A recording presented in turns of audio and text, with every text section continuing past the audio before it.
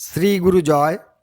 মে 2026 সিংহ রাশির জন্য এমন কিছু নিয়ে আসছে যা আপনি হয়তো কল্পনাও করেননি। এই মাসে একটা ছোট ভুল বড় সমস্যায় পরিণত হতে পারে, তাই ভিডিওটা শেষ পর্যন্ত না দেখলে আপনি গুরুত্বপূর্ণ কিছু মিস করবেন। নমস্কার, আমি আজ আপনাদের জন্য নিয়ে এসেছি মে মাসের রাশিফল সিংহ রাশির জন্য। এই ভিডিওতে আমরা জানব পড়াশোনা, ক্যারিয়ার, প্রেম এবং মানসিক অবস্থা সব কিছু বিস্তারিতভাবে।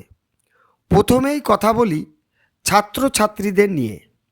মে মাসে আপনার মন পড়াশোনায় ঠিকমতো বসবে না, বারবার মন অন্যদিকে চলে যাবে। পরীক্ষায় প্রস্তুতি নিলেও মনে হবে কিছু মনে থাকছে না। এর ফলে অনেকেই হতাশ হয়ে পড়তে পারেন।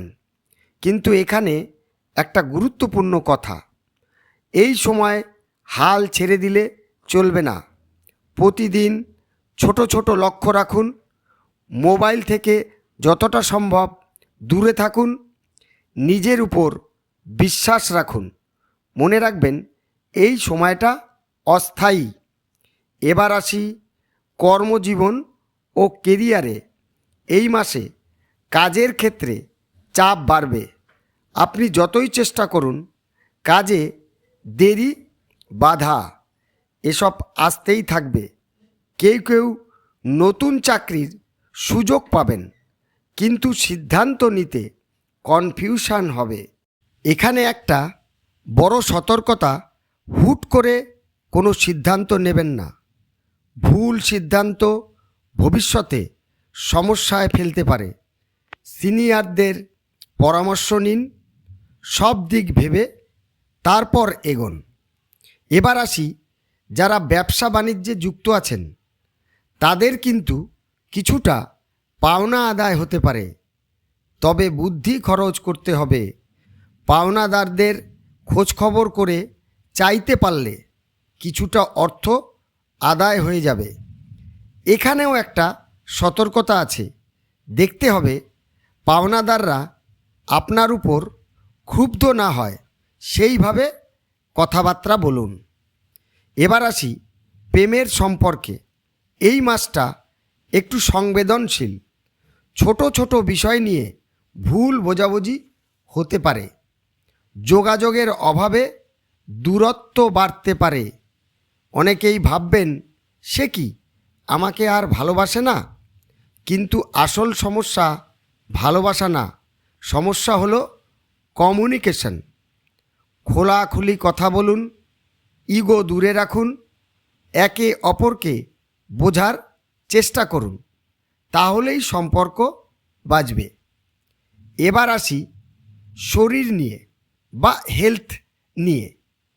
এই মাসে আপনার মানসিক অবস্থা খুব স্টেবল থাকবে না, কারণ অকারণে দুশ্চিন্তা, মন খারাপ, একটা অস্থিরতা কাজ করবে ভেতরে। আপনি নিজেও বুঝতে পারবেন না কেন এমন লাগছে।